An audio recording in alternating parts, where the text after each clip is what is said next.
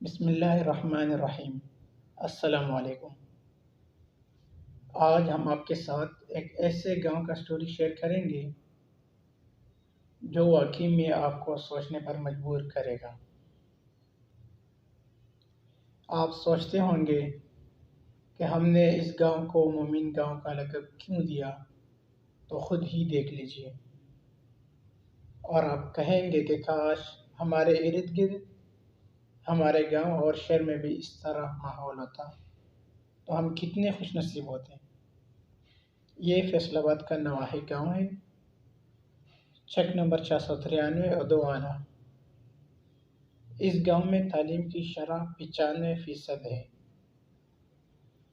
Child labour کا یہاں کوئی تصور نہیں۔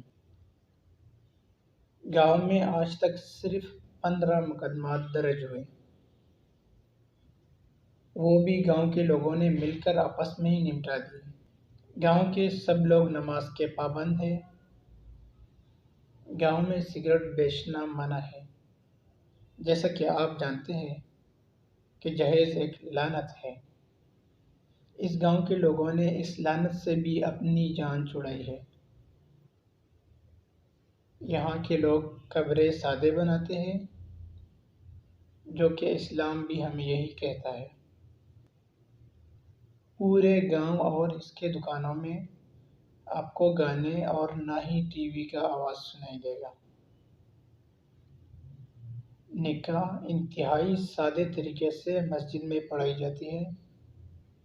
شادی میں کوئی فائرنگ نہیں ہوتا اور نہ ہی مجرے ڈانس وغیرہ کی پارٹیاں ہوتی ہیں، اور یہ سب کچھ ممکن ہوا صرف ایک شخصیت کی وجہ سے، جس کا نام ہے شیخ الحدیث مولانا حافظ محمد امین صاحب۔ اس عظیم انسان نے گاؤں کا نقشہ ہی بدل ڈالا۔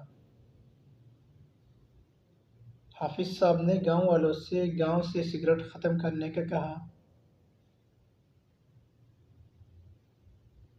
گاؤں والوں نے بخوشی اس بات سے اتفاق کیا، یہاں تک کہ دکانداروں نے بھی سگریٹ بیچنا بند کر دیا۔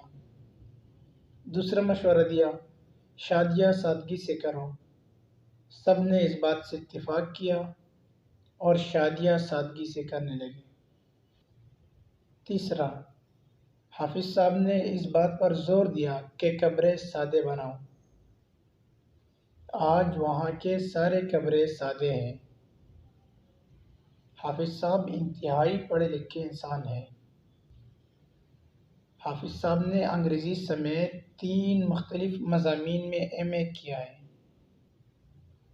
اور اس کے ساتھ حافظ صاحب شیخ الحدیث اور عالم دین بھی ہے۔ گاؤں کے لوگ اپنے مسئلے اور مسائل حافظ صاحب کے پاس لے کر جاتے ہیں۔ حافظ صاحب ہمارا ہیرو اور پاکستان کا قیمتی اثاثہ ہے۔ ہمیں اس طرح اصلی ہیرو کو اجاگر کرنا چاہیے۔